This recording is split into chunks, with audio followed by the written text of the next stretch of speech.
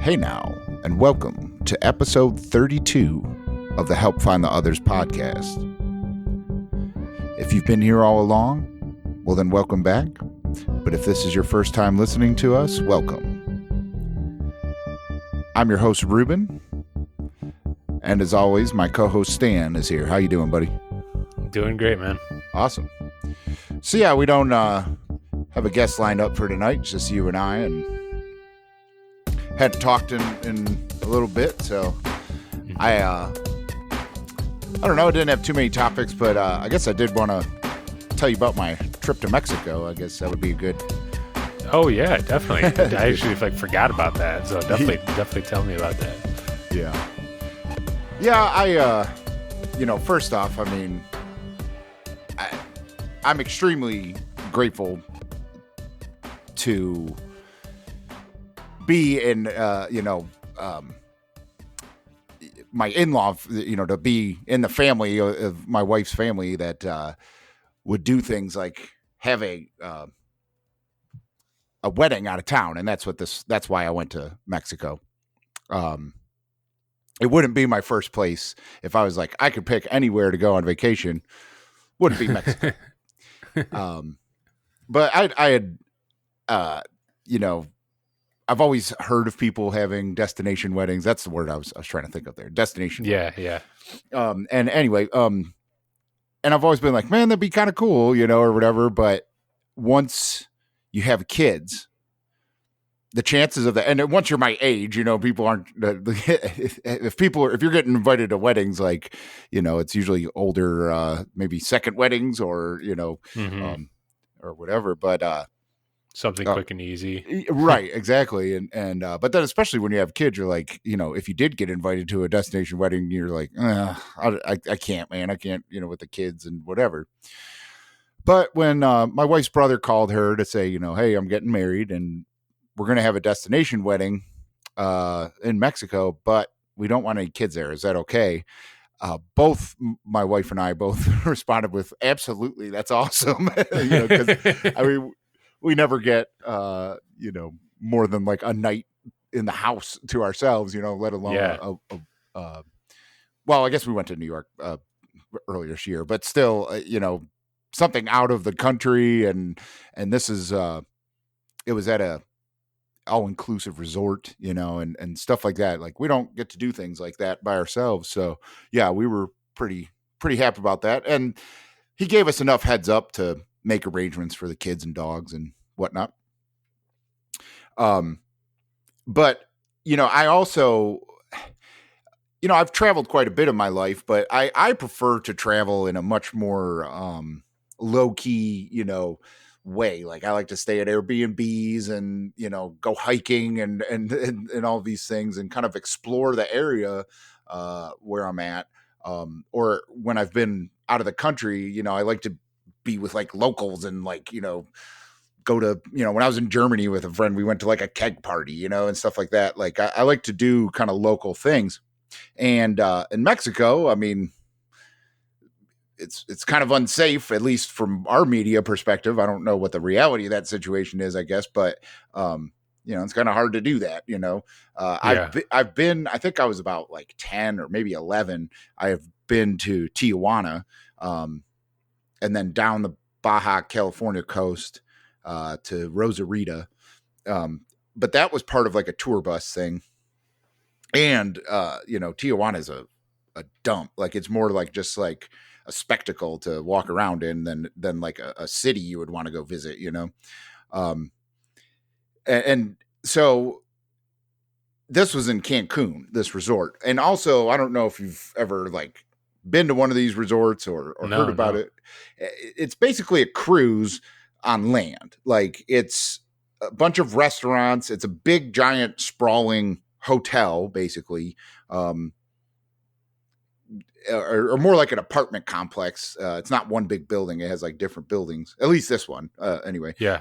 But then there's all these different restaurants that, it's, the all-inclusive part is you like just walk in and like say what your room number is and there's no bill and you don't have to tip unless you really want to or anything like that. Yeah. And the same, there's bars everywhere and it's the same thing. And so, That's nice. Yeah. It's, it's very decadent for sure. And whatever, but you can't leave the property. Like there's security guards at I guess you could if you really wanted to. They're not going to totally stop you. But if you were like, yeah, I'm just going to walk downtown, they'd be like, no, go back and stuff your face. There's nothing for you down there. So that's kind of weird. Cause on the way in, you go through this just dump, that's just graffiti everywhere and shanty town looking shit. And then you go through this big extravagant gate that closes behind you. And there's 3 levels of security. And then you're just on this resort. And so that part's kind of weird. The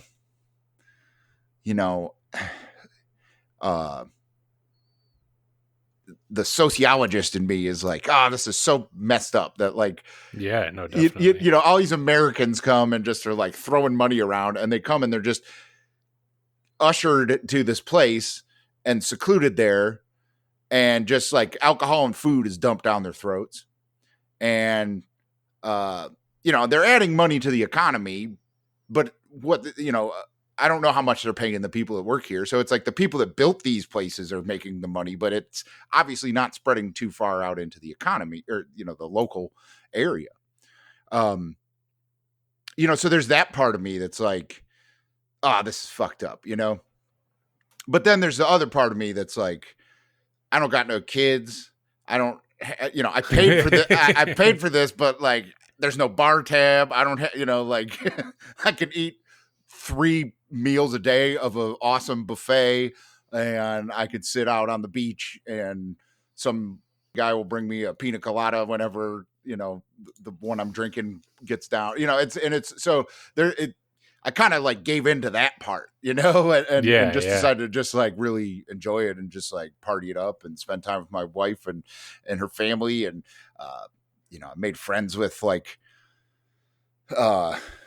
some of her brother's friends. He played college football. So most of the people there were and he played professionally in Austria. So there was a bunch of Austrian guys there. Okay. A bunch of his high school friends and all this stuff. And it was just pretty cool. Once I gave into the, experience. Yeah. I just, had a really good time. It was pretty cool. It was definitely the smoothest international travel I've ever had, and much better than I was expecting, because, with all the, if you pay attention to the news and the media, they make it sound like Mexico is a complete shithole and they are scrutinizing the hell out of anyone coming in and out of it. And I did not get that. The going into Mexico, the Mexican, border patrol people, whatever, customs, they were much more strict than coming back. Yeah, absolutely. It was weird. Coming back into the States, the guy that stamped my passport wasn't even looking at me, and he was talking to someone else about telling a joke to someone behind him that he worked with, and just stamped my passport and went on. It was pretty weird. That's wild. Yeah. Yeah. To where going into Mexico, they ransacked my bags and everything. Yeah. You'd think it's the other way around. Right. By the way, I guess we make it seem. Yeah. Yeah. But which, leads me into another aspect of the trip that I wanted to talk about, that the statute of limitations isn't up, but I actively and knowingly smuggled drugs into Mexico, and got my bag searched and was freaking out, Mm-hmm. But what'd you take with you? Yeah, I took a whole smorgasbord. Everything was in capsules. And so I put everything in a Paul Stamets, whatever his mushroom company is. It's Nature Force or something like that. I can't think of it. Host Defense or something. Host right? Defense. Yeah, Host Defense. So I had a Host Defense Vitality Blend bottle. But there wasn't any in it. It was a whole bunch of microdoses, like probably like, I don't know, 2 to 3 grams of mushrooms in capsules, but in like 0.15 grams of like in red. I took all the pills that I had left over from that microdose study, and then made the rest of the pills I had, the red opaque capsules, and put those filled those full of mushrooms.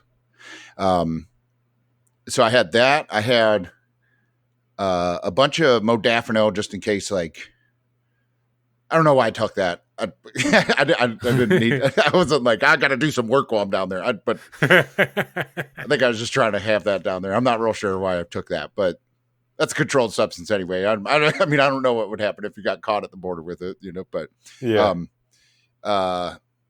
And then I had a bunch of phenibut, a bunch of, which I don't think would be a problem. A bunch of kratom, which I don't know the legality in Mexico. I mean, yeah, me neither. So I didn't know about that one and whatever. And then I took a whole bunch, probably like about 25 of those cannabis capsules that I was talking about in that episode with your buddy. Yeah, yeah. Which now that is what I was the most worried about, obviously, but they smell. I mean, like it's not like if you were bringing weed in your bag or something like that, or if there was a dog, they had a dog sniffer, like they would obviously smell like flower more. But when you open a pill bottle that has these cannabis things in it, I mean, it hits you like like some dank right in the face. So I was like, I don't know how to. So I put those in the bottom of the pill bottle, and then put everything else. I sandwiched the kratom and the phenibut, and then put the microdoses on top. But the thing is, we were taking our bags all around, throwing them in the car. Like they got jostled around. Yeah, yeah. And so anyway, we go through the whole flight, and they make you take your bag, and then you got to go through customs, and they make you push a button, and it's random so that they can say that it was a random check. But like if it's green, you just go on through, and they don't look in your bags. If it's red, you have to get your bag searched. Okay. So we went through everything, and I put it in my check bag, so like it wasn't a problem with like the X-ray machines and the carry-ons or whatever. So we were traveling with my wife's aunt and her cousin, and they pushed the button. It was green. They went through. I pushed the button. It was red. They're like, go in this line. I'm like, damn.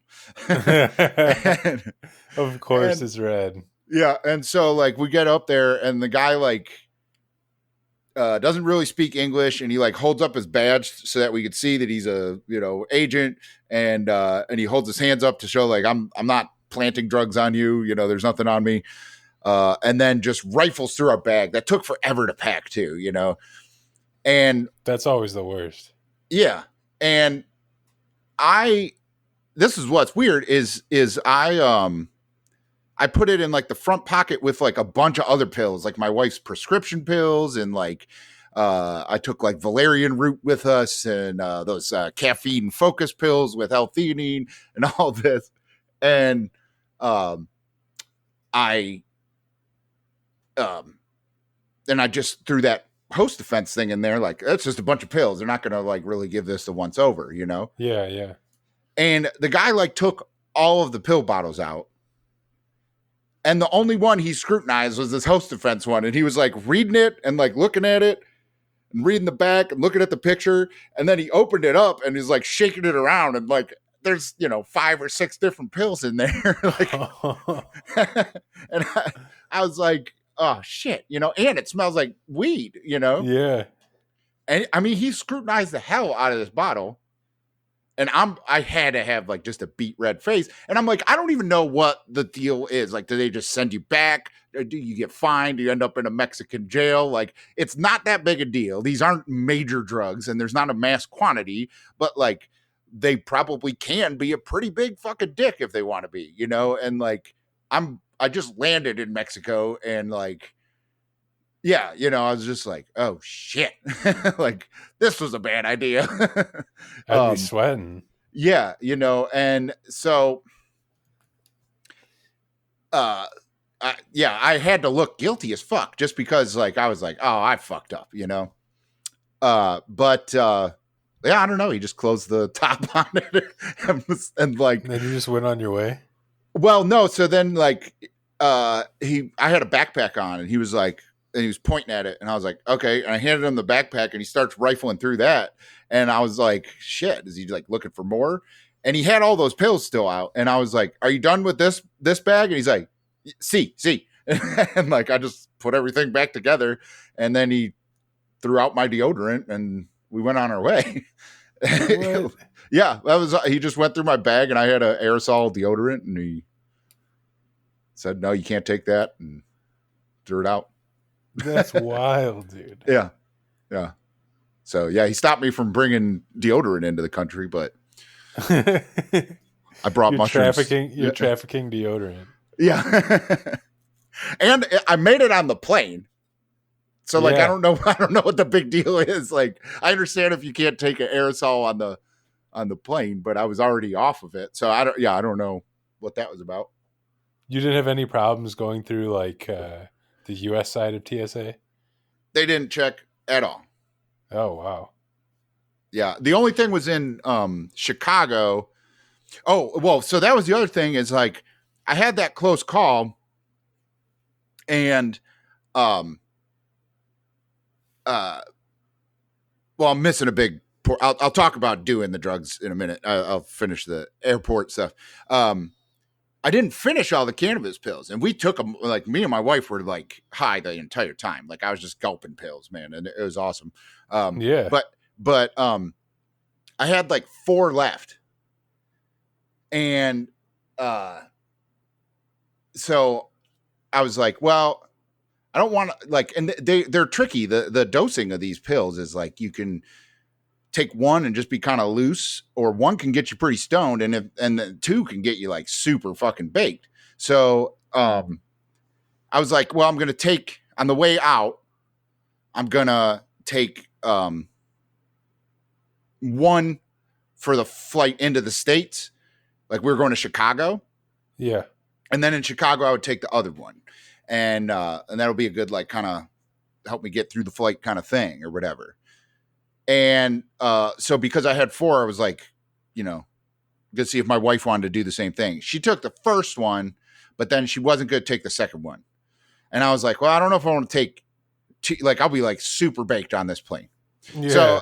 So I had That's a pretty short flight too.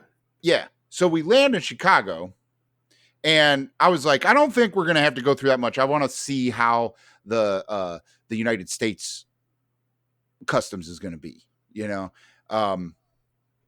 they're going to search the bags or what they're going to do. And I was like, but we're already like in the security of the airport. There shouldn't be any more x-rays or anything. And I was like, so I think I could just kind of like keep these pills on me. And so I had the 2 extra pills, and I put them in like a sunglasses case in my book bag. And so we get to Chicago, and I'm like pretty stoned from the 1 pill. So I'm already kind of paranoid. And we're, when you land like back in the States, like they're like on a long hallway that you can't go anywhere except the bathroom. And then like until you get through customs, Yeah. And so like I got up to where there's a line, and there's like, they don't really check you. There's like a kiosk. Like, that's how you get into the country, at least if you're a United States citizen and you get back in. There's just like a kiosk that you go like scan your passport, and it prints out a receipt that everything's cool, and it takes a picture of you. Then it like says, hey, this is the same person as this passport. But then you do have to go and hand that receipt to a person. And so like, I'm already kind of paranoid, and I go in the bathroom, and I take the 1 other pill, but my wife didn't want the 1. And so I'm like freaking out over this 1 cannabis pill in the bathroom. I'm like, should I take it and be super fucking blazed in the airport, and like not, like that could be bad, being on a plane and like uncomfortable and whatever. Like, I've never been that high on a plane, so I didn't know like if it would suck or not.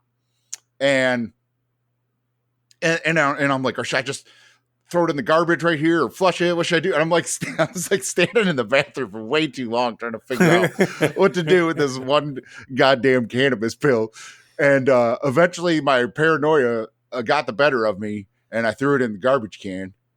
Oh, and then went through customs. And that's what was so funny, is that we went through and the guy was not even looking at me and just stamped my passport and just was like, all right, go on. like I would have been totally fine. They didn't look at our bags or anything. damn! I was hoping you'd take it. No, I know. And I mean, I should have. I would have been fine, but I was like, that's how high I already was. And I was like, Yeah. no, I'm going to be way too high, because I already took the one, and I was like, still definitely feeling the one from before the first flight. But then what happened is in Chicago, the train system's down. And so to get from the international part to like leave to your connecting flight, you have to leave the airport and they put you on a bus and take you to the other terminal. And then you have to get back in and go through security. So I did end up having to put my bag through. Oh, okay. Another check through there. And I mean, I don't know. I fucking hate the TSA. So I put a lot of, I exaggerate in my mind a lot of like what they're looking for and how in depth their look is. Like, I think when it comes down to it, they're just a bunch of, it's just, a government job, and they're like, whatever, they're not it's looking like, it's like the post office or like the DMV. Right. And they're not looking for like a one pill floating around in a sunglasses case. Like, no, I get that. It's just not the high me. Like, I don't know. I got so paranoid, and like, I don't know. I can't even imagine a situation where a TSA agent's like, "What's this pill, sir?" Oh, no. They lock you up or whatever, Extensive questioning. Yeah, but I was so paranoid and sweaty and like, but yeah, so that was pretty funny. The whole international drug smuggling. That's is that a first? Oh yeah, and all the drug shenanigans I've ever gotten into. Well, no, that's not true. I did go to Toronto and get a bunch of Molly one time. Okay, like, went to a rave. But that was different. Like back then, you could just drive through and they'd be like, "What are you doing in Toronto?" And you'd be like, "Just partying." Oh, okay. All right. Have a good time. So like, that was a little different. Going to Canada was like a little bit more when I was in high school, was like a little bit more involved than like a toll booth. Yeah. That's all changed now, but. Oh yeah. No doubt. Yeah. So what about taking the stuff that you brought, while you were out there? Right. So, yeah, like I said, I mean, I guess you could call it wake and baked, like woken, swallowed. I don't know. But I took at least one of those pills every morning the whole time I was there, like a daily vitamin, and just kind of like chilled. And, I had a cocktail in my hand by like 10 o'clock in the morning every day. Dang. How many days were you out there? 5. Oh, shit. Yeah. That is a hell of a wedding. That's awesome. Yeah, no, it really was. There was 110 people at it. Oh my God. Yeah. It was, and they were partying. Like I drank, I mean, the night of the actual wedding, I drank like 10 gin and tonics. I think I counted. And I mean, I drank other shit too, but there was 10 gin and tonics, and I think they were watering the booze down, because I didn't have a hangover or nothing the whole time. But could have just been those daily vitamins. I think the cannabis pills help with that. And they help me just kind of like, and they've got the CBD in it too. So it's like, I don't know. It's just like a smooth, like I was able to like pace myself with drinking and stuff. But the other people at the wedding were getting drunk as fuck. Like they did this one thing with this big boat ride, and almost all 100 people went on it. And it was like this sailboat. And like I took like 2 pills before that, because I also get motion sickness. So like I took them kind of medicinally for that reason. And I had a good time just kind of, I don't know, living that boat life, just out on this boat, and they had music and it was a booze cruise kind of thing. And they took people out to go snorkeling, but I didn't go snorkeling. I didn't feel like doing that. But, yeah. So like, I was just kind of like stoned, just like walking around with a drink, like talking to all these people that, you know, like I didn't know really who they were. Not even like, you know, it's just the common thing. Like, how do you know the you know, the bride and groom, you know, and like, it's just like talking, you know, that kind of stuff. So that was pretty cool. But I saw this girl get off of there, and they're a little younger than me. They're like, you know, in their 30s, I think most of the my brother-in-law's friends. And this girl was like, I don't know, pretty small, like, you know, less than 100 pounds or whatever. And I mean, everybody had been drinking a ton and dancing on this boat and all this stuff. She was so drunk that like two big football player dudes couldn't really even carry her back because she was so like flopping all over the place. I saw her face plant like 5 times, you know, and like it was just kind of funny. Like I don't know. I imagine she threw up. I didn't see her throw up, but like she was definitely blackout puke drunk. So there was people like partying like that. I wasn't doing that. I was definitely pacing myself and like just having a good buzz, like just baked as fuck off these pills, and then just, you know, drinking. Like I was trying to get a different cocktail every time. And, you know, like I drink tequila, but I like a really good tequila, and I drink it just on the rocks, you know, but because there was like a bar that, or, you know, bars that like, that was, you know, in Mexico, like that's the main thing. They got like 10 different tequilas there. I was just like trying different tequila drinks and stuff that I would never order at a bar, you know? Yeah. Well, so with that's it being all inclusive, that's perfect. Right. Yeah. So that was most of the time. And then like, I was kind of mixing that with kratom too. Like kind of staggering. Like I would take like a pill of the cannabis butter or whatever in the morning, and then like right before lunch or something, I would have some kratom, and then like right after, you know, so I was like just kind of had like the good, you know, dopamine high like all day long. And then the day after the wedding, or the last night we were there, actually, they had this party on the beach. They, you know, had like a little section. They put a bar out there, and then like some lights and a campfire ring, and like a sound system. And like my brother-in-law's friend was like playing guitar. He played guitar during the wedding. The wedding was like on the beach too. It was beautiful. But so for that, my wife and I took mushrooms, and you were supposed to like wear white, like, you know, white linen, flowy, you know, clothes. It was pretty cheesy. But I took, I don't know, I'd say like between half a gram and a gram, you know, maybe like 0.7, 0.6. It's kind of hard to tell because I mixed the pills, because I had to open up the ones that had the placebo in them. Oh yeah. And then like combine, you know, and so like most of them were like 0.15 or so, but there was definitely some that were double that. So, you know, I didn't want to take more than a gram, just because like it wasn't a total tripping situation, because we're at a wedding party or whatever, but you know, wanted enough to feel it, not be a microdose. And, you know, my wife has a way higher tolerance than me. So like she kind of was just like, oh, I feel like floaty, you know, and like just felt really good, but definitely didn't have any like psychedelic moments or whatever.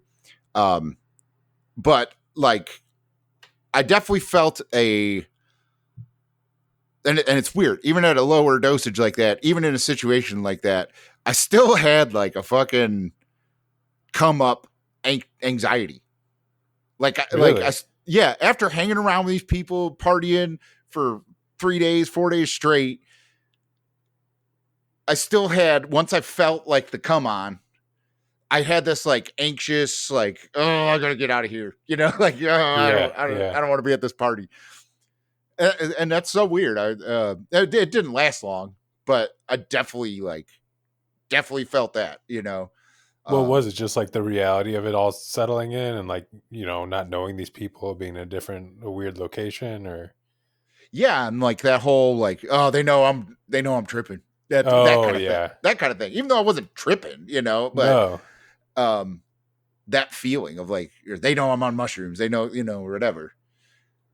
I mean, the same irrational paranoia that I had thinking, yeah, they were going to bust because of my one cannabis pill. Yeah, exactly.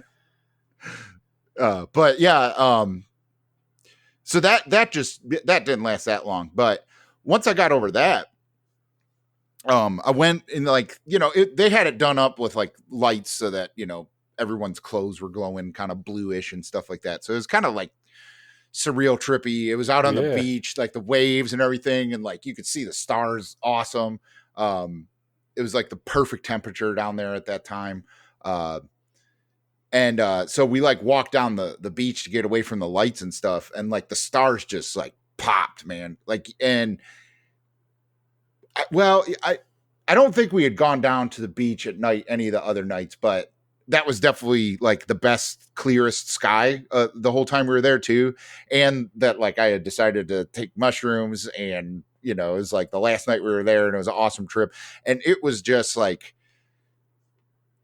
that kind of bliss moment that, I don't know, you strive for on mushrooms, whether it's a high dose or a low dose. I feel like, of like at one with the universe, nothing's wrong, everything's in its right place kind of thing. And I have to say, like, for as much as that all-inclusive resort isn't a fair representation of the culture of Mexico, and it was just a beach that, I don't know, I just got in a plane and then got in a taxi and ended up in this place. Like, they could have taken me, I could have been in Florida or Hawaii, I don't know, there wasn't anything distinctly Mexican about it. It was just a beach.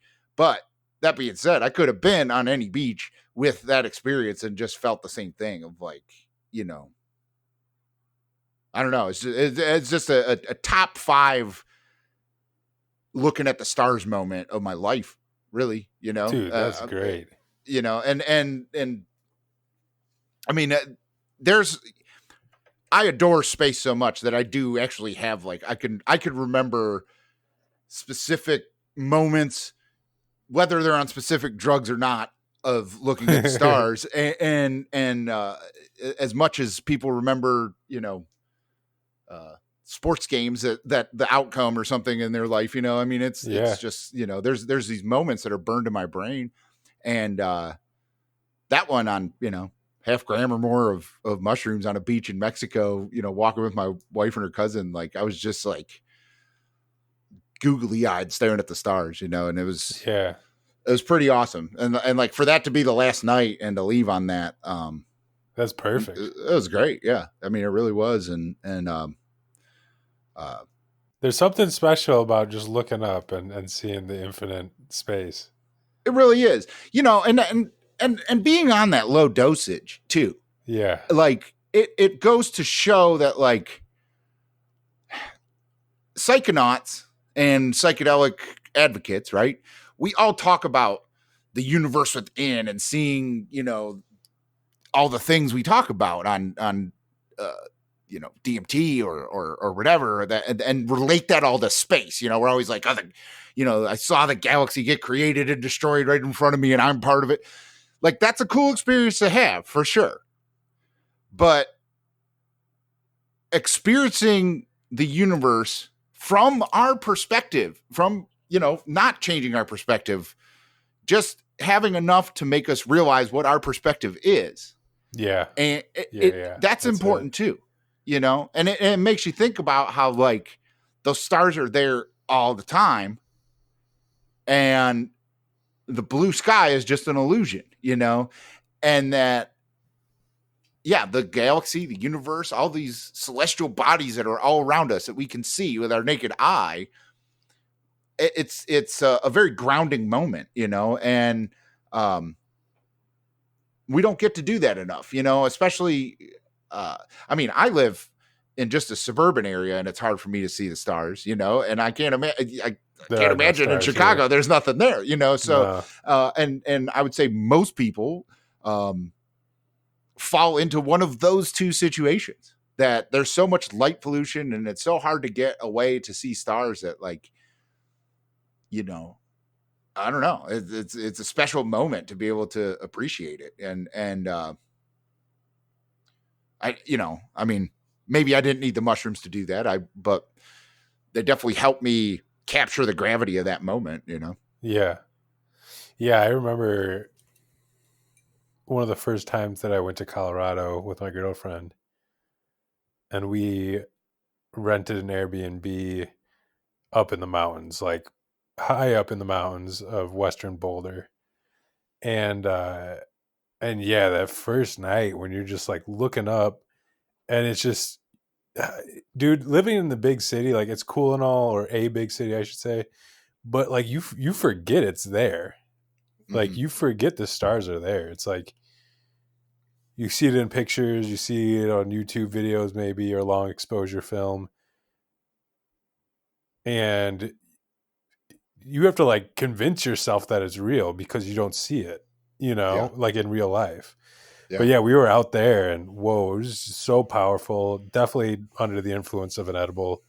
Um, but either way, you're just looking up, and the coolest thing about it too is the longer you stare, the more it reveals because your eyes Yeah. adjust to the darkness. So Yeah. you could stare forever. And man, I was just looking up, and I just remember me and my girlfriend just crying. It was so cool. And like, I mean, just hearing the story makes me want to go see stars somewhere like as soon as possible. Yeah. Yeah. I mean, it's definitely something we take for granted, and you have to be grateful in those moments where you get to just sit there and look at the stars, you know? Yeah. I mean, that is one of the special things about my place in New York, is it's far enough away from anything that, you know, you can see the Milky Way and stuff like that. I don't know enough about astronomy there's like a certain season where like that part of the world is lined up with the Milky Way, and you get to see it when it's not like 4 a.m. or something. Uh, yeah, but if you go towards the end of the summer, like you can like see the Milky Way, and that's a really humbling thing too. I just saw regular stars down here in Mexico, Yeah. but if you get away from enough light pollution and you're at the right time where you're lined up with the Milky Way and you can see, you know, the clouds. It's not just stars. There's the friggin' Yep. clouds of stars, Yeah. you know, like you're just seeing the big ones, you know, and when you can see that we're part of this big disc of things that are just like of an, you know, almost uncountable amount of things that are just like the thing we're on. Yep. It's a creepy experience almost, you know, like I've had Talk about several. trippy. Yeah, no, I know. You know, like uh you get stuck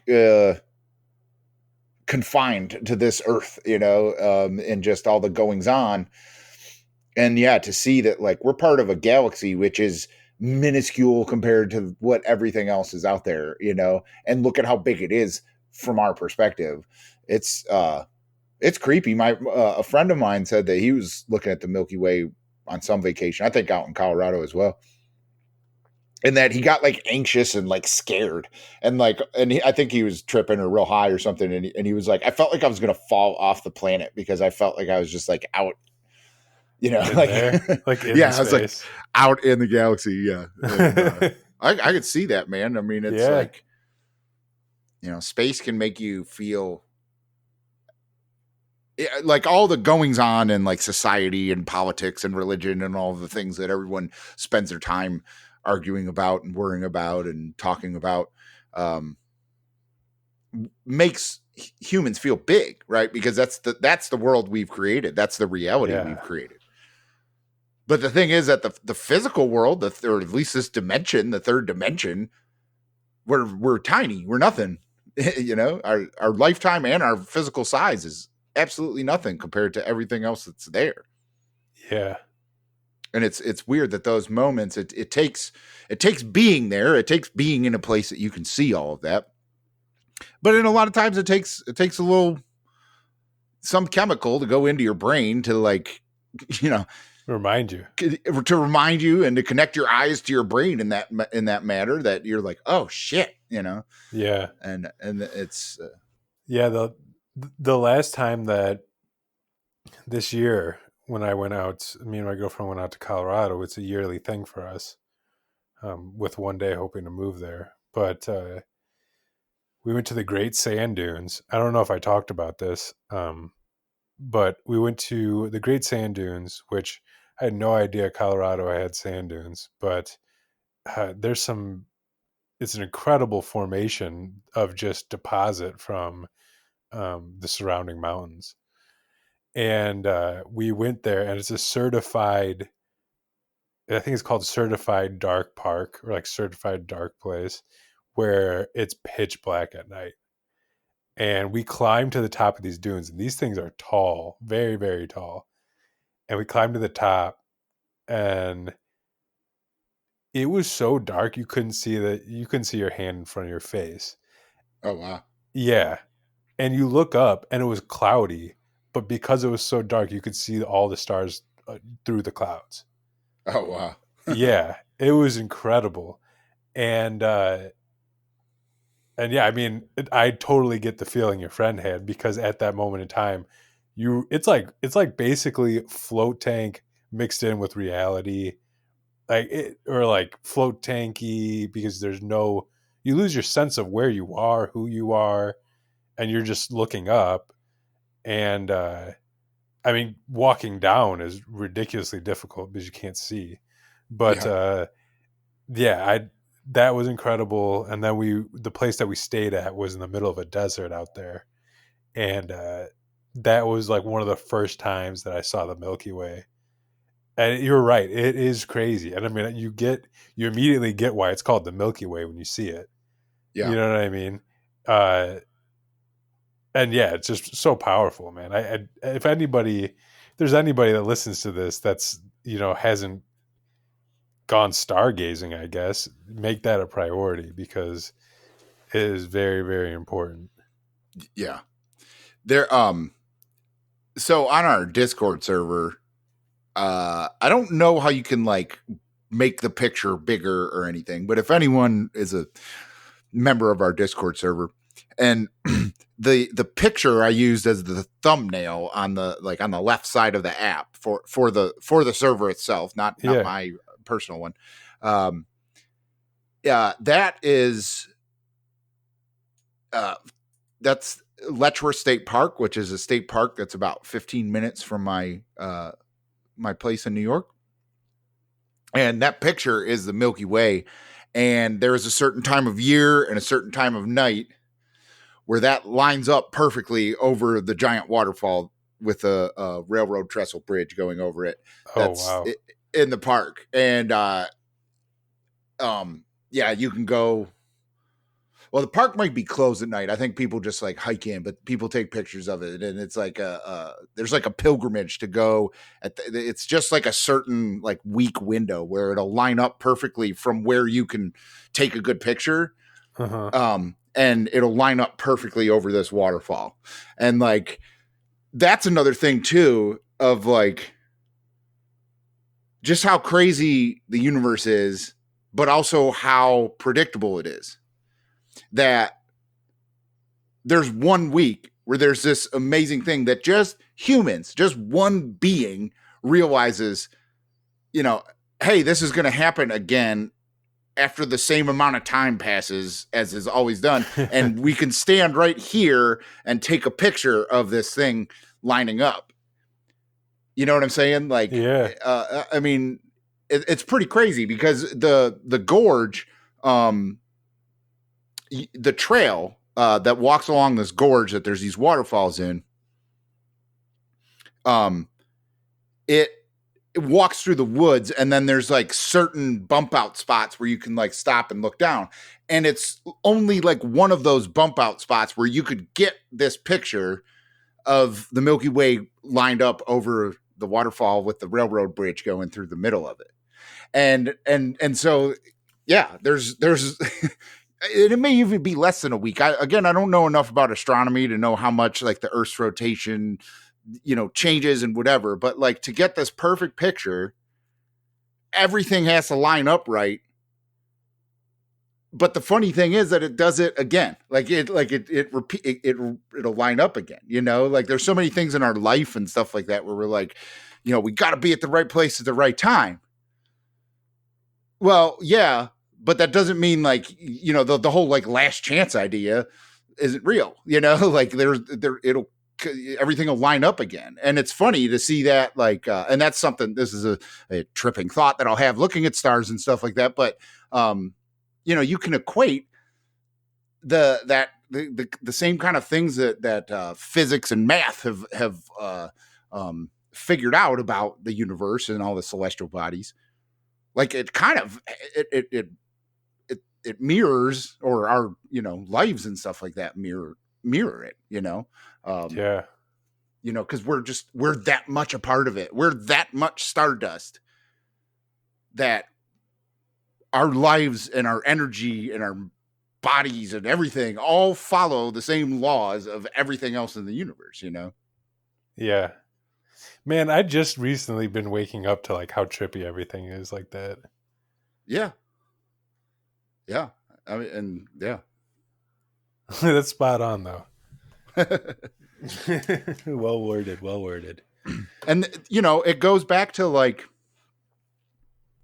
I was reading about the Druids and Stonehenge and all and even think back to all the astronomical stuff that like the Aztecs and Mayans had, and all this, the calendars they figured out and all of that. Well, what's the other thing that's in common that we've found out about those cultures? That they use psychedelic drugs. Yeah. Yeah. Specifically psychedelic mushrooms. Like the Druids and the there's the Liberty Cap mushrooms and stuff like that in Europe. The Druids and stuff like that. They were also like, I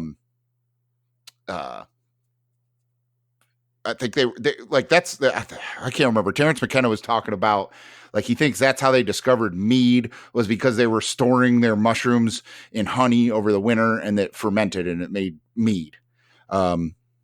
I can't remember which talk Terrence was talking about that, but he was talking about the Druids and mushrooms. So, I haven't researched enough to confirm that they were on mushrooms, but like, I'm just going off of Terrence McKenna stuff I've heard, and maybe I've got it mixed up and someone could correct me, but Aztecs were the other, and Mayans were the other ones that had these incredibly complex,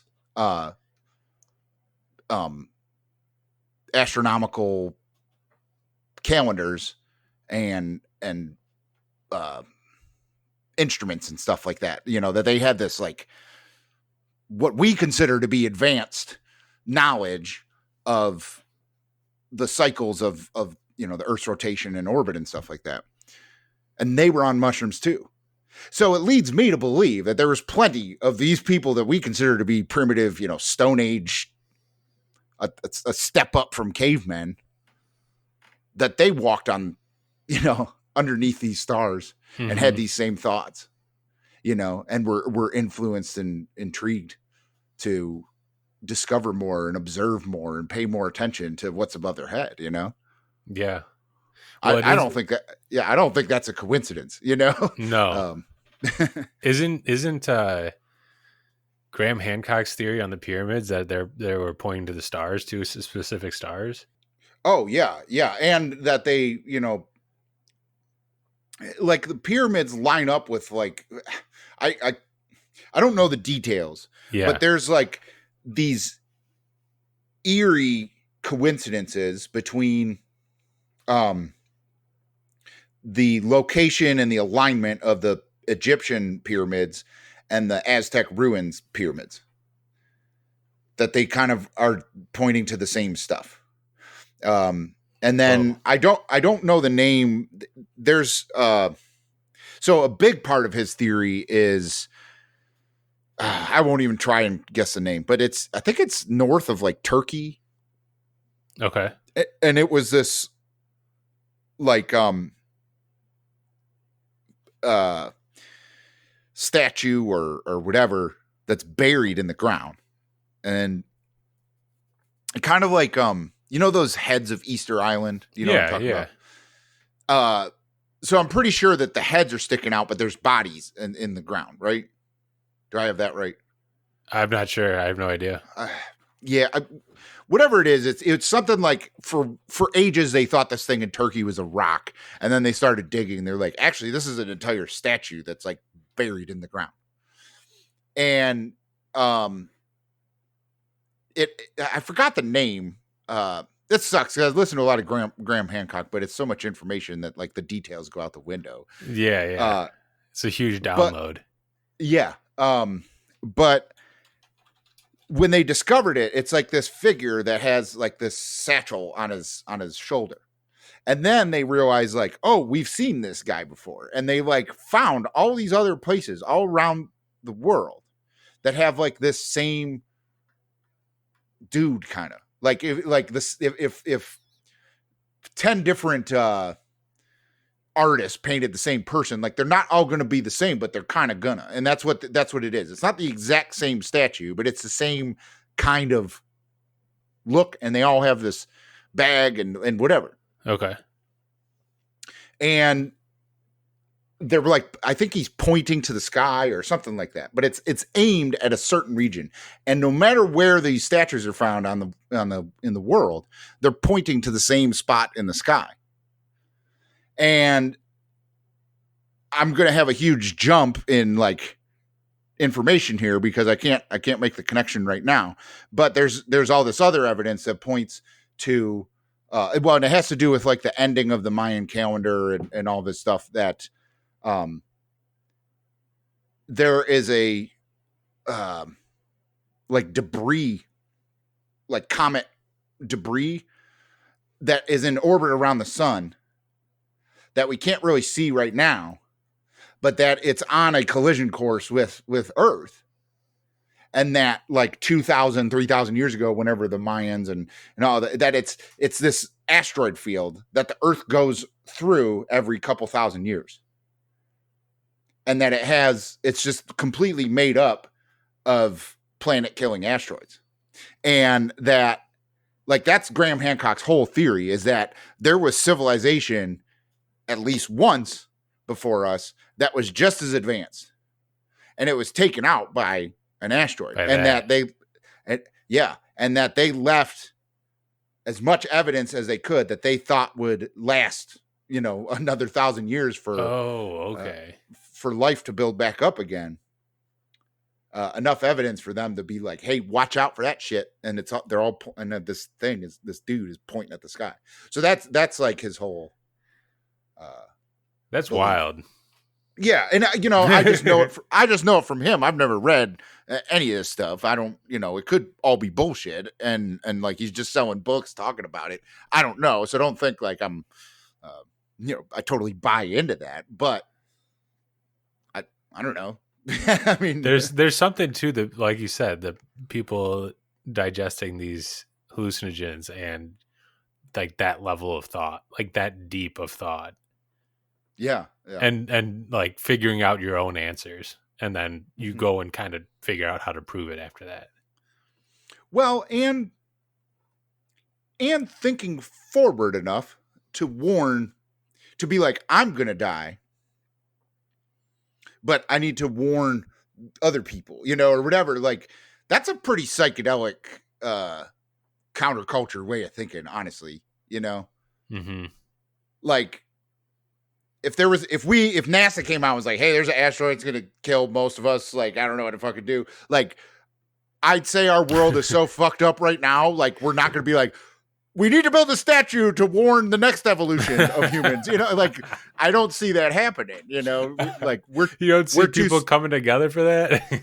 Yeah, no, I say it's more possible that people be like, are we going to finish the wall down south first? Like, I mean, so yeah, like I don't know. At the very least, whether or not there was an asteroid, whether or not there was a more advanced, technologically advanced civilization before us. I think from the evidence of that kind of stuff and how there's these weird, I mean, even if they're just synchronicities or whatever, there's these weird like things that are the same on completely different continents. Yeah. I think it's at least safe to say that previous civilizations were much more psychedelic than we are now. Yeah. You know, just because we have a million yahoos on YouTube saying, all right, I took 5 dried grams and this is what's happening. That doesn't mean we're more psychedelic than the people that were making statues to warn future civilizations of asteroids that are coming thousands of years from now. You know, like that's thinking so beyond. Right. Exactly. You know, and it could be, you know, maybe it's because they didn't have screens or whatever. I don't know. They weren't distracted and like, yeah, they didn't have, you know, re-election campaigns and Joe Rogan wasn't around. Yeah. Donald Trump wasn't there. No reality TV. No, yeah. No memes. I don't know. Well, maybe they had memes. I think that's probably human hieroglyphic memes.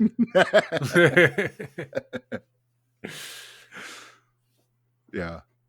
Like that'd be funny if they like discovered, you know, that they were like, oh, this god Osiris is in all of these writings, you know, he was the main god, and like it turns out that was just a meme. Like they were like, no, that's the Osiris guy. He's funny as fuck. You know, like oh god. That's just bad luck Brian of that time. Yeah. Meanwhile, we're thinking we're just like cracking into this mystery. Yeah. Oh god. Yeah, there's something about the substances, man. There's something going on with these substances. Yeah, I mean, it makes you, I don't know, man. Like makes you think, even weed, I think, is something like for sure. And incredible. Well, yeah, and right, and so that's what I wanted to kind of say too. Like, even though,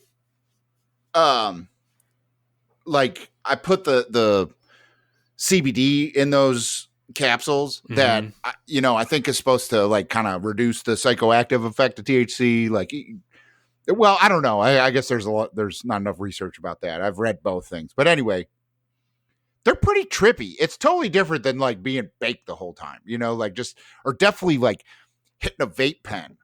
Like that just kind of after too much. Like I'm just you know, I'm good. To where like these capsules, I'm just like up, like whoa, like I mean, it's just a different. It's a new lens. It's a new lens. I don't get like cotton mouth and like red eyes or whatever. Like it's just, I don't know, man. It's especially the recipe that I had. I think I'm going to add more CBD next time, but the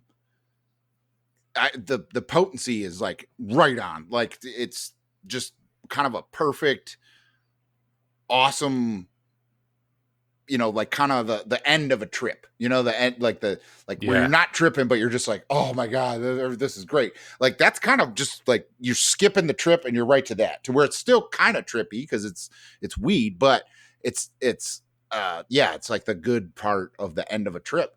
And yeah, that was what was awesome about in Mexico is I just like kind of maintain that like all day.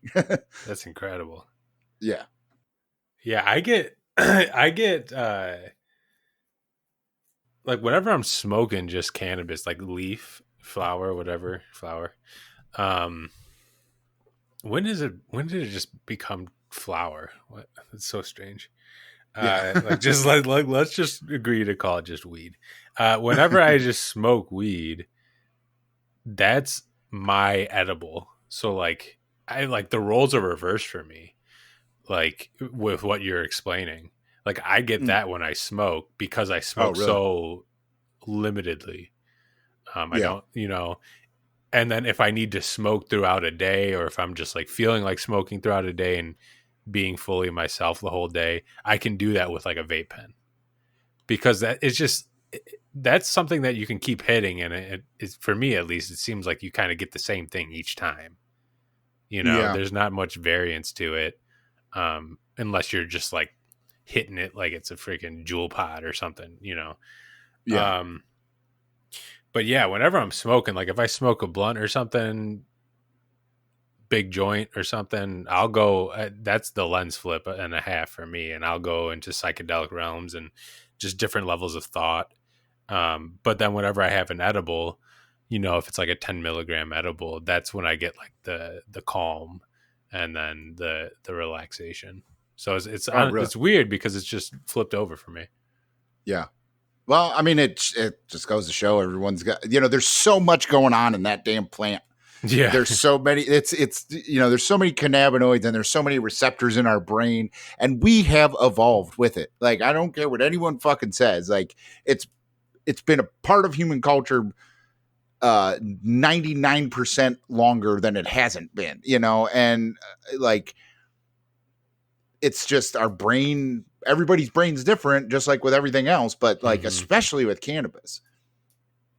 I like, and I don't really even buy into the indica sativa thing. I think I think, and I think we've talked about this with like kratom, because you take kratom now where like, you don't even know what strain or color you're taking, right? Yeah. I'm definitely not as concerned.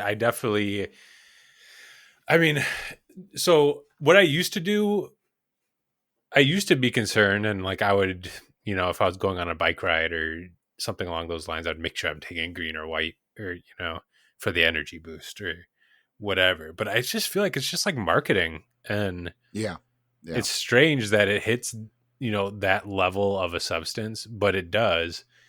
And not saying that all things do the same thing to a person. Like we just said, everybody's a little bit different. But yeah, I mean, whenever I package kratom now, I'll just put the ones that I think I like all in one capsule. And there's no, it doesn't matter what color it is, Yeah. Well, I think it goes to the power of suggestion. And well, I mean, that's another thing I realized in Mexico, because all I took was Ryujin. The red blend from Laughing Lion. From Laughing Lion. Not a sponsor unless they want to be. We'll gladly accept. But like, I take that at night for sleeping or pain, like, because I'm like, it's a red. That's what they say. But in Mexico, because it's the only kind I had, I was taking it during the day, and now I was mixing it with those cannabis pills. But I was like getting a juice from it. I went and worked out one day while I was there, because I was nice. This feels like I took a white, So there's so much like of how we're feeling at the moment that goes into that. But there's so much power of suggestion and placebo that goes into kratom colors. But also I really feel that with indica and sativa. Now, I'm not in a state where I can go to like a tested place and be like, yep, that's 100% sativa, or yep, that's 100, so like, I'm going off of what my dude tells me it is, which may, I don't know, or whatever. So like, I'm not a connoisseur. But I've noticed it with like, definitely the vape carts and stuff that say, hybrid indica or sativa, that like, it doesn't matter. Cause I've tried to buy when, and I know the ones I get aren't bootleg and like, they're from the West Coast and stuff like that. They're legit. And like, when I go and I'll buy one hybrid, one indica, one sativa, at least at that level with the vape carts. And I don't know if that makes a difference or whatever with the people that believe in the differences between indica and sativa. The vape carts couch lock me no matter what it says on there. If I take more than 2 hits, I'm like, really? Oh yeah. Yeah, it's like I can fully function on that. Every vape cart, if I take more than 2 hits, I'm like, oh shit, I'm too high. And and it doesn't matter if it's the indica, sativa, or whatever. Now, there is something to be said that when you're talking those carts, like, they're really condensed down to specifically, maybe 3 cannabinoids or whatever, at least that they put on the packaging. So maybe when you're talking vaping or smoking whole flower, there's a whole different cannabinoid profile that goes into an indica species or a sativa. But then you also run into like, how many times have all these things been crossbred, and like, is there really a pure sativa or pure indica? So like, I don't know. I guess I don't have the experience with the flower, but with the vape pens, I noticed no difference in the sativa, indica, whatever. I noticed a difference in the flavors. Like if one's like mango kush or whatever, they definitely seem to put some flavoring in there, but other than that, it's like kind of all the same effect. And so like, I don't know. I like I said, I'm not a connoisseur and I don't have access to the pure things, but from my experience with what I've been told of what I've been buying, I just don't notice that big a difference with indica versus sativa. And I'd be interested to see like some sort of expert taste test that are blind, like a blind Pepsi challenge kind of thing, but with weed, where they're like, oh yeah, that's definitely a sativa, and like they're right or something like that. Like, I don't know if I've ever seen that YouTube video, but that'd be pretty funny if some dispensary wanted to do that. Like, I think that'd be pretty funny to have like a blind taste test to tell if, what's what. Because I think, like you said, like with the kratom and everything, I think with cannabis, a lot of that's marketing too. Yeah, I think the only thing that really matters with cannabis is, I think percentage of THC definitely matters. As we see with, obviously, if you're smoking in concentrate, or if you're, a 23% flower or 23% weed, that's different. Yeah. There's no doubt. Yeah. No, there's science in that, and the ratios and stuff like that. But like, I was listening to Kevin Smith on Joe Rogan the other day, and like he was talking about his like weed grower dude that he works with, and like that guy, he like can adjust the CBD to THC ratio in the weed and stuff like that, and like create like a custom blend harvest and like stuff like that. He was talking about. And so there's science in that, in those ratios, but the actual like strains, like it's like with mushrooms too. That I was going to talk about that as well, but I forgot. But like the whole fucking, unless it's albino penis envy that absolutely looks different. Like I agree with the a cube is a cube is a cube kind of people on these forums about what species to grow. Like, I don't know, shove 10 grams of these things down your throat. Like, you're not going to know if it was fucking B+ or Costa Rican. Like, what? Yeah. Well, and for me, when I think about, while you bring this up, I'm thinking about, was there a time that I smoked that I didn't know even about the idea of sativa indica? And it definitely was at the starting, and everything did the same thing. Yeah. Oh, dude. I mean, I don't know, because you grew up in Chicago, but definitely at least me being, 10 years older than you or whatever. Oh, yeah. Yeah. The weed that I smoked when I started smoking weed, like when you were saying, when did we start calling it flower? When I was smoking weed or started smoking weed, not only did I not know that it was supposed to be a flower, there's no way you can fucking tell this shit used to be a flower. Like, I mean, it looked like hay. I mean, it was ridiculous. And like, I remember, so in Buffalo, or like Western New York, right? I lived an hour from south of Buffalo. I went to high school 2 hours south of Buffalo. So I lived in the middle. So I became the Buffalo connection for my weed dealer that was down where I went to high school. Okay. And I don't know if I've talked about this before. I probably have. No. Yeah. Well, so through a friend of a friend, I was able to get as much of this weed that I wanted that was called that skunk shit. Okay. That's what everybody called it. I didn't know anything about strains or nothing then. I know there's skunk is a strain, but they just called it that skunk shit.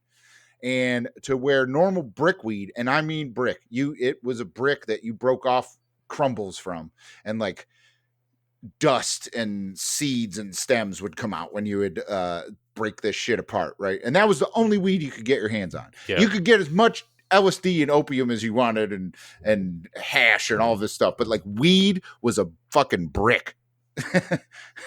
And so anyway, and And the hash was only at like music festivals and stuff like that. That wasn't like I would have rather just smoked hash, but it's I saw hash before I saw nuggets, right?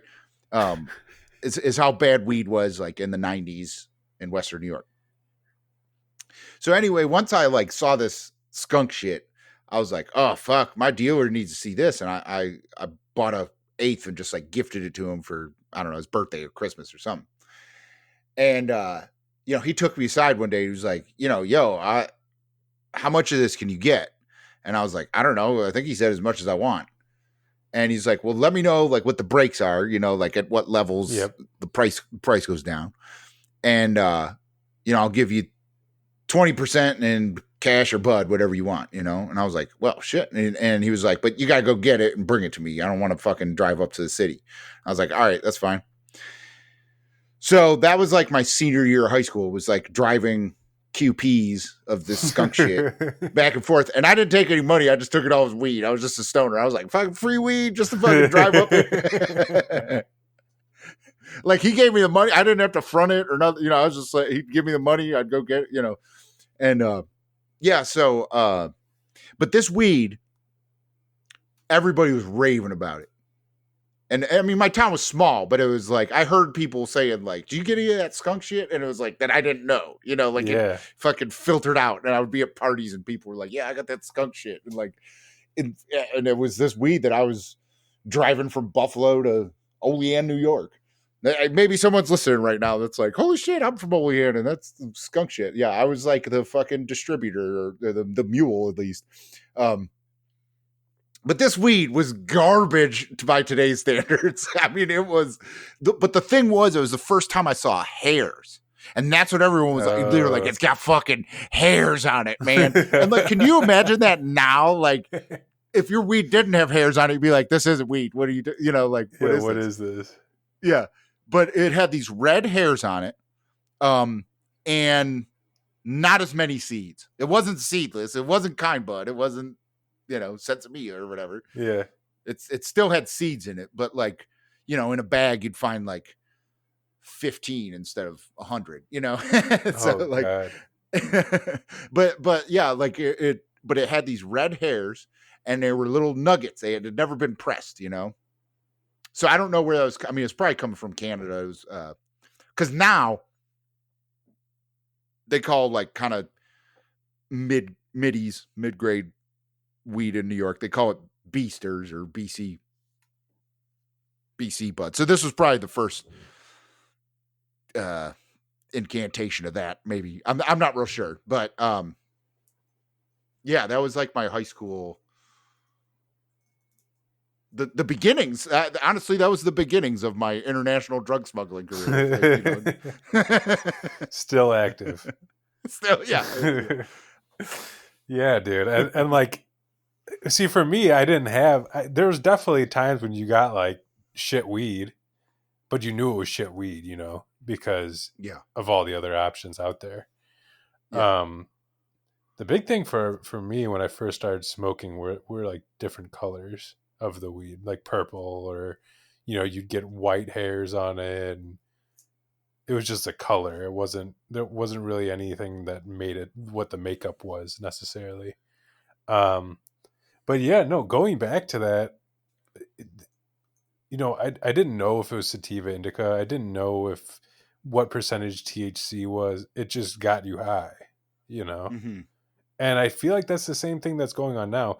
But I do think that nowadays what they're creating is freaking ridiculous and gets you freaking stoned.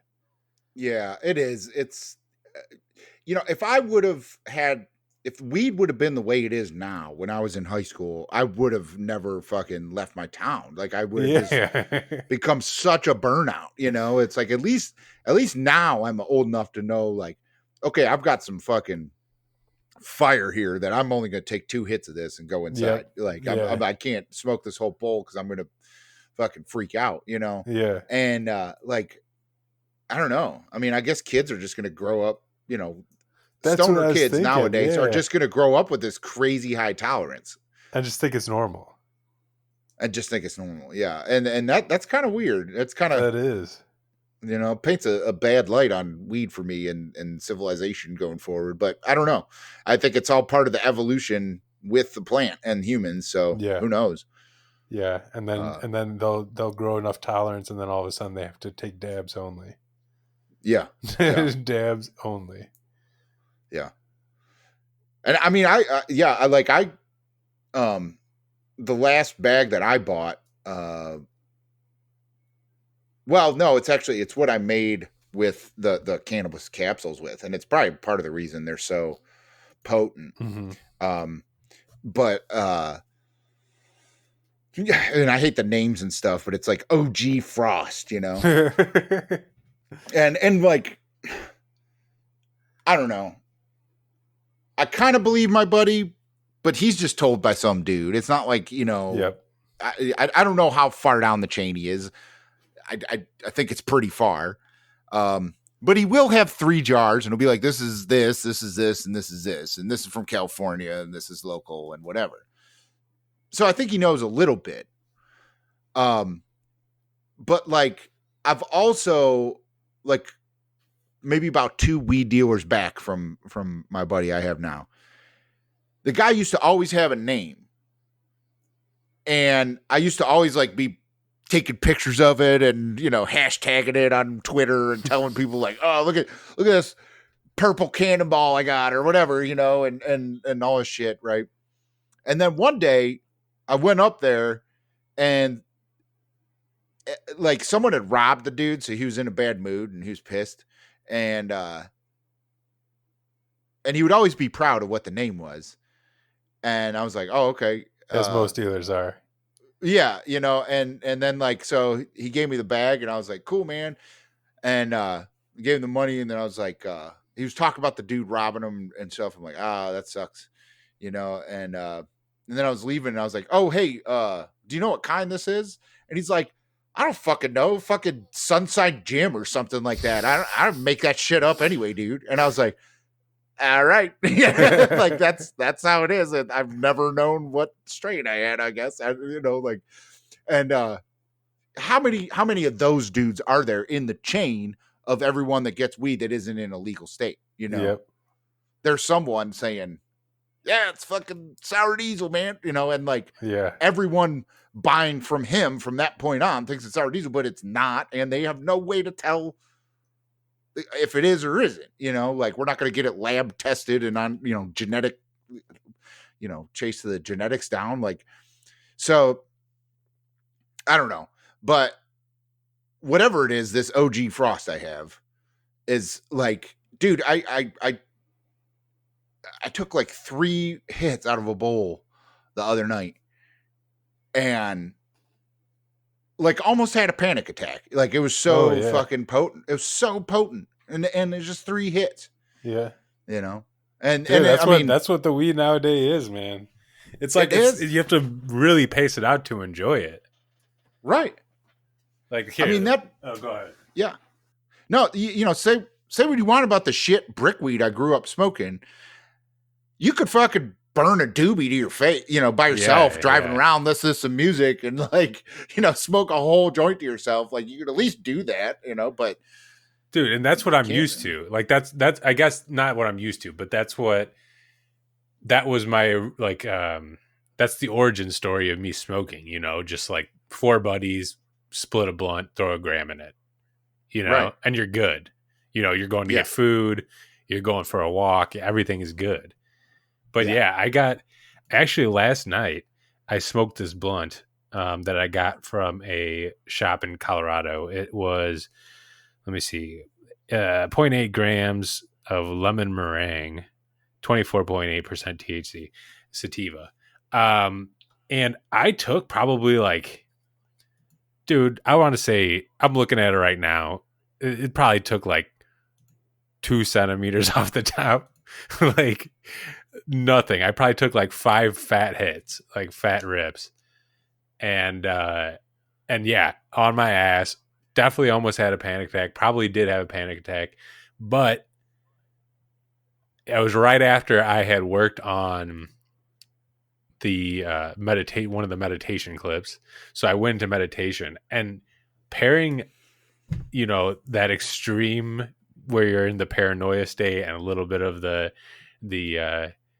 panic attack state, and trying to tame that and calm it with like a silent meditation.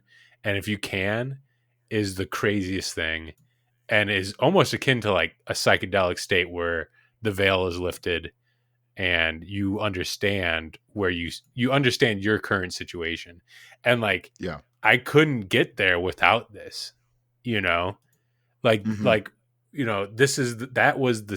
that state that I was at the other night where things became clear and you have the focus back. We talked a lot about focus in the last episode, and the focus is back. And half the time when you're doing things, you're not even focused on them and how important that focus is. So the focus comes back. That level of focus, when the veil is lifted, that is not attainable, I don't think, without years of dedication to meditation and maybe like yoga or Tai Chi or something along in the Eastern religions, or smoking some crazy skunk weed and and getting fucked up and meditating. Yeah. It's crazy. Yeah. It's crazy, man. Yeah. It's powerful stuff, Yeah. dude. And the best part about it is it's legalizing all over this country right now. Yeah. Yeah. And that mindset that can help cure a ton of people's problems, or at least, recenter their compass, is going to be available to them. Like, that's so cool to me. Yeah. I thought it was interesting to see.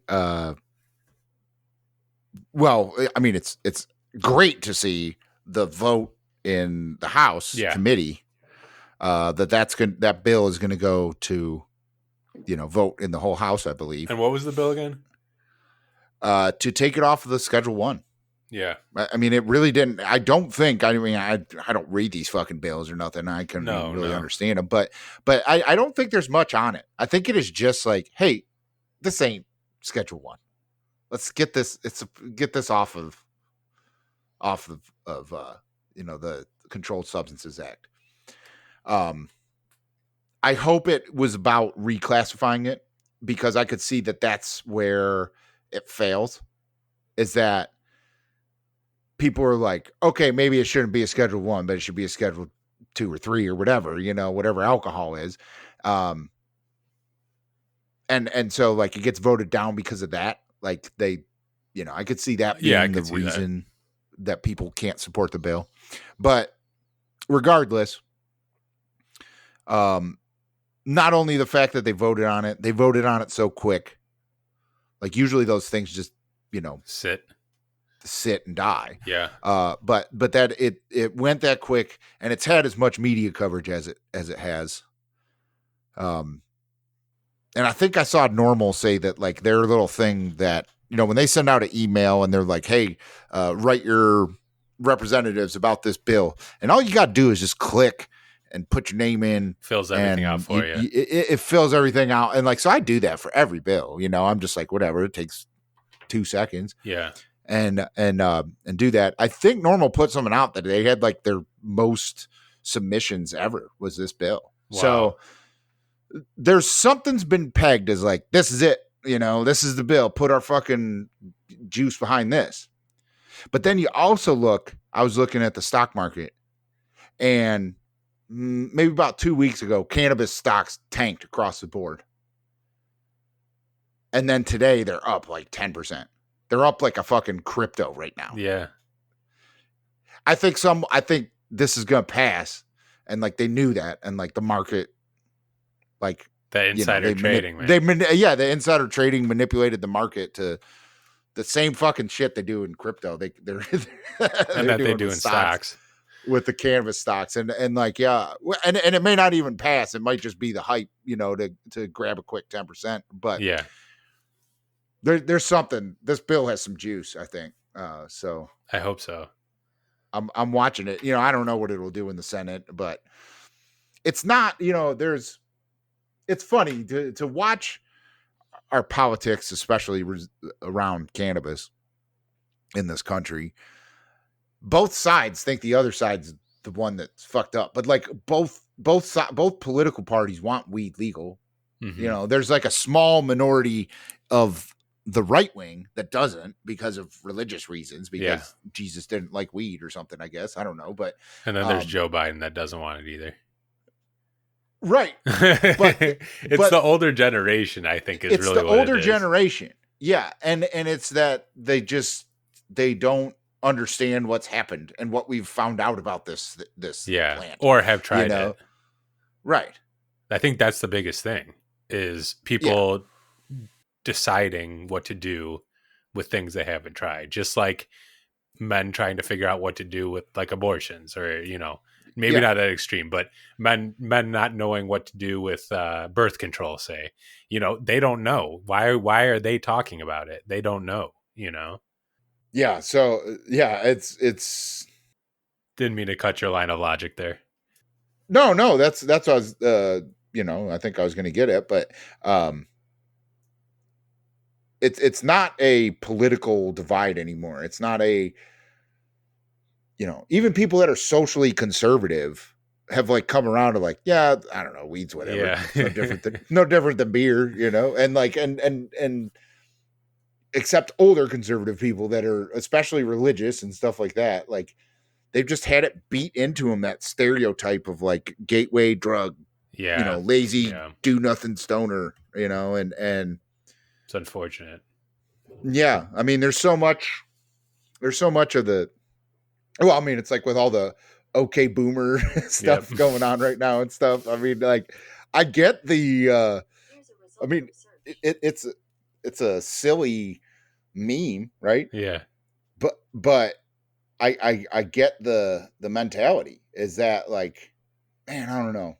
There's cool baby boomers. Don't get me wrong. No, yeah, definitely. As a whole, that generation is really fucking stuff up right now, I feel like. Yeah.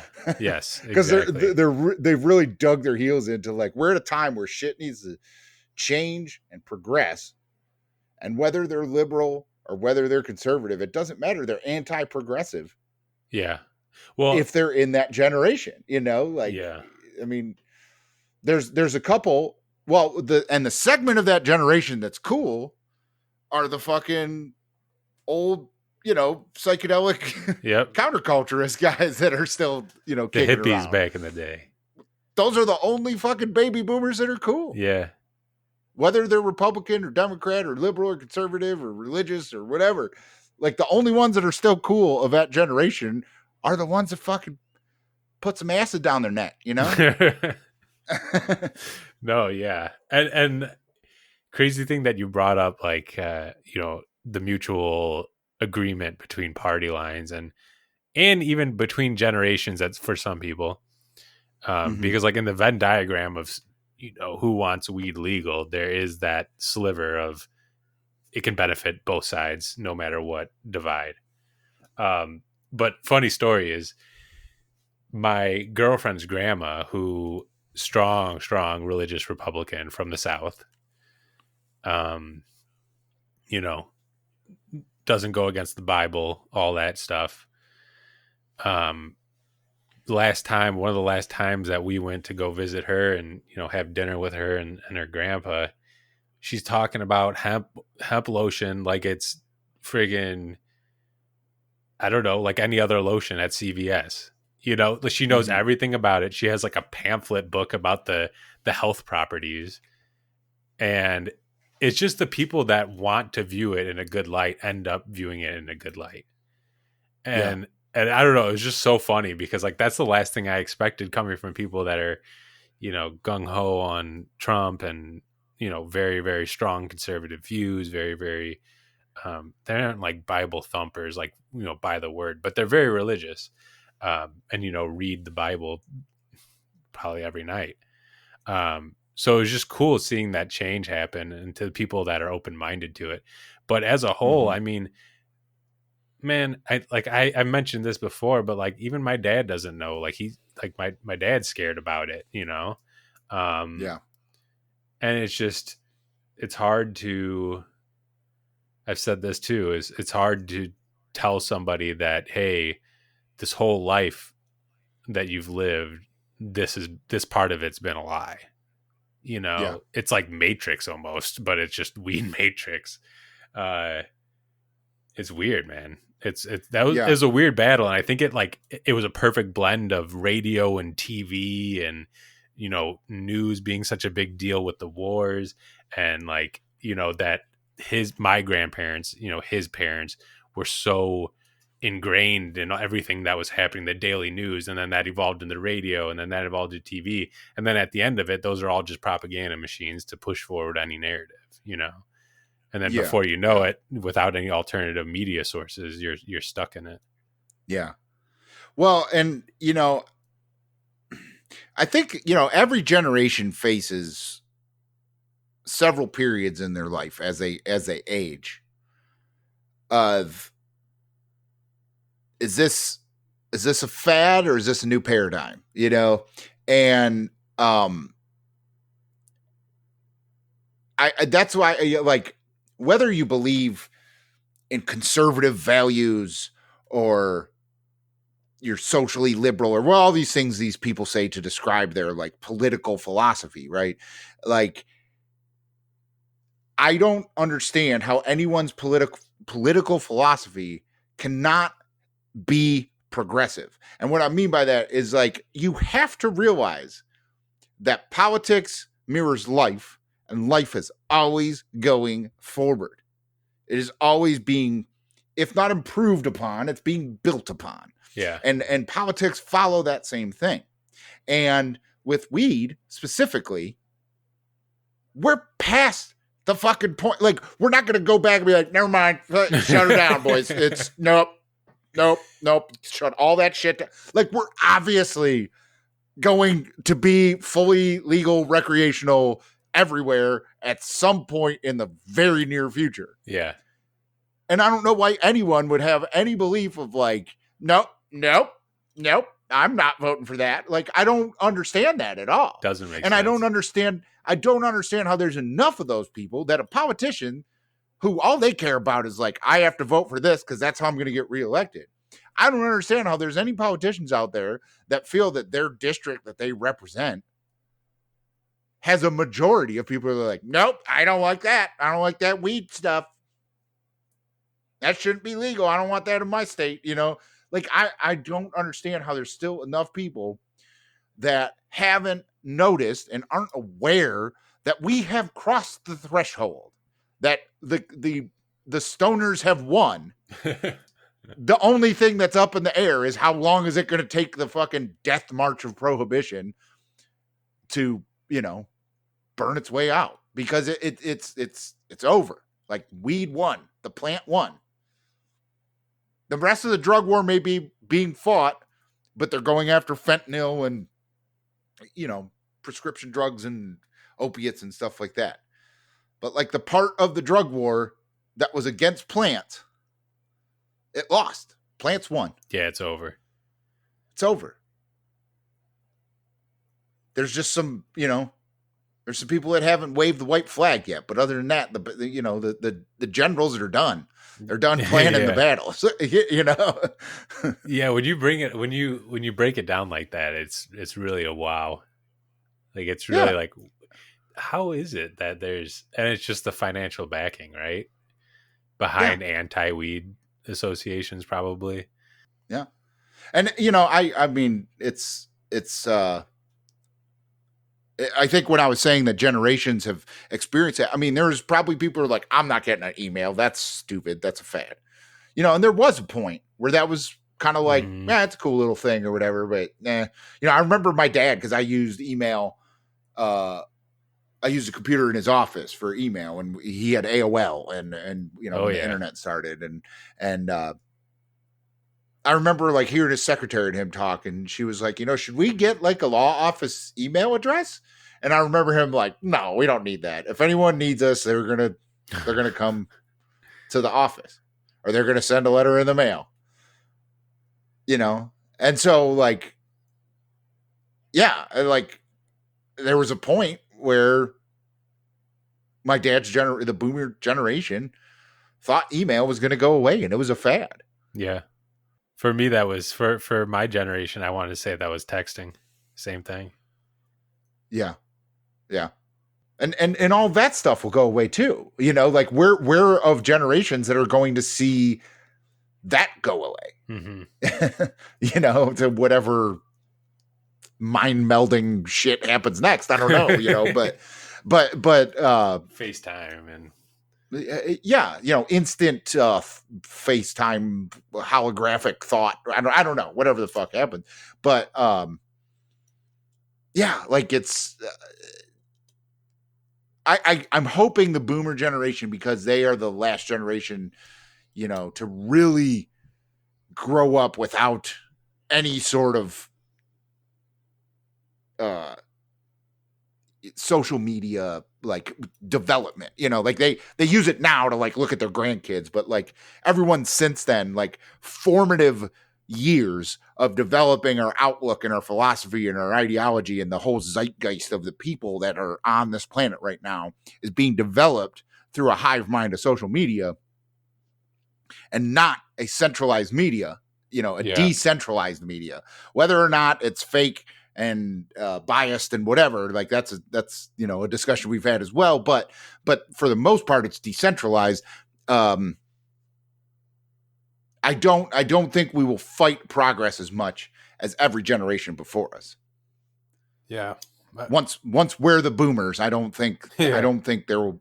But maybe, I don't know. That might be human nature. But still, it's just like, I think that's it. You know, is like by the time we started legalizing weed, most baby boomers they're done growing. They aren't forming new thoughts and opinions. Yeah. You know, they're done progressing. That's it. They know how the world works. You know. Yeah. Or so they think. Yeah. Except the ones that took acid. They're still going strong. they're still going to Burning Man and you know, whatever. But you know, for the most part, that generation is so anti-progress. And I'm yelling at my parents when I'm saying this, right? You know, and they are I'm not yelling at Republicans and stuff like that. My parents are as true blue Democrat as it comes, you know, and they are anti-progress. I don't care what you say. Yep. What they say about, you know, right. You know, they like, they're anti-Republican, they're anti-progress. And it's that generation. It's not a political thing. Yeah. Yeah. I think by the time that the next generation, or say the kids currently grow up, I'm hoping that the only problem is like our progression isn't enough foot on the pedal, you know? Yeah, I think so, but there might be a ratio, you know. It might be like, it seems like we're going faster, it seems like we have that, but when you take into account like the level of technology to the level of like progressive ideals, that might be a relationship that is the same no matter what. Like they're both going up, but like, you know, we're going to look like boomers to the next generation, to my kids' generation, you know, like, I don't know. It's weird to think. And that's another thing to tie all this back together, right? I think psychedelics, whether on the large dose or low dose, they bring out generational thought. I never talked about generations until I started like seriously taking psychedelics seriously, you know, like, and started having these massive thoughts and like realizing, you know, it's like, that's how evolution works. Evolution works from generation to generation. We look at it over a long period of time, but like the actual movement, the actual progress of evolution is from parent to child to grandchild, start over, parent, child, you know, and it's like the important things that stay, whether they're lessons or skills taught from generation to generation, like that's how the human race grows, you know. And like, I never thought about shit like that until I ate some mushrooms, you know. And I mean, maybe part of that's my age and stuff that I started going back and revisiting psychedelics, but like, I don't know. I think about what's coming later and what came before instead of what's happening in the world right now, you know. And yeah, like I think that goes back to what we were saying about the ancient ruins and all that stuff. It's like, man, I think they were thinking that too, you know. And I think the reason they were thinking that is because of psychedelics, you know. So yeah, dang, that's crazy, man. Because I always forget about how I was thinking and like the new thought that has been brought into my mind through these substances. Because if you don't think about or recall easily the way you were thinking, you can think, you know, the current mindset or the mind state has always been normal. You know? Yeah. That's important to check yourself on that. It is. Yeah. That's cool, dude. Yep.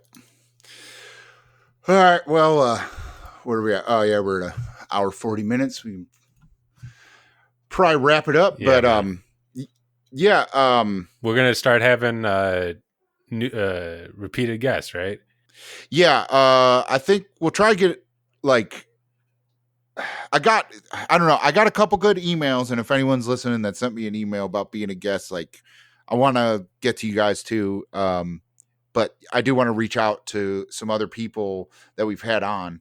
And actually, I had a good idea that, like, if you guys want, and maybe we can put a poll on the Discord or something like that. Like, let us know either, you know, through the Discord or send a email to helpfindtheothers@protonmail.com. And let us know, like, who you'd want to hear again, too. You know, like Stan and I definitely have our favorites and people we'd want to revisit. But, you know, and I know we're picking up listeners as we go along. So maybe some people haven't even heard, you know, our earlier guests. And, you know, we're going on, you know, it's been a year since we've talked to some of these people. So I think it's time to start revisiting. But let us know, like, who you'd like to hear and, you know, try to reach out to those people as well as the people that Stan and I want to talk to again. So yeah, and it helps too if there's anybody that we haven't had on, you know, that you as the individual reach out to them as well. You know, it helps, you know, the whole process of reaching out to somebody new is if somebody like you or a fan or subscribers, you know, directing that traffic our way or directing those eyes our way, that helps us a ton. Yeah, that goes as, you know, that goes along with everything. Like, you know, I don't know how people are listening, but, you know, if you have a podcast app, download the episode. Don't just stream it. That helps us and it, you know, helps the algorithms and, you know, thumbs up, star, subscribe, leave a comment, all that stuff helps. And definitely, like Stan was saying, you know, like if someone, you know, that has a YouTube channel that you'd like to hear on the podcast, if they see a bunch of people saying, hey, check this podcast out, that goes a lot farther than us saying, hey, check our podcast out, you know? So, yeah, all that, you know, that involves all the energy that we all put into this and, you know, that I always say that I'm extremely grateful for and, you know, just keep it up. So awesome, man. Couldn't say it better myself, really. Yeah, man. So, all right. Good talking to you. Yep. As always, thank you for listening to the Help Find the Others podcast. Please don't forget to check out our Discord server to connect with our growing community. The link to join can be found in the description. And if you feel like donating to our channel to help us grow, a link to our Patreon can also be found in the description, as well as some cryptocurrency wallet addresses.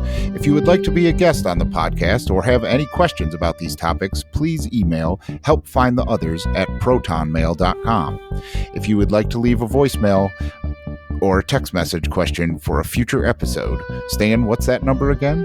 567-233-1335. Okay, guys, thanks again. And until next time, let's help find the others.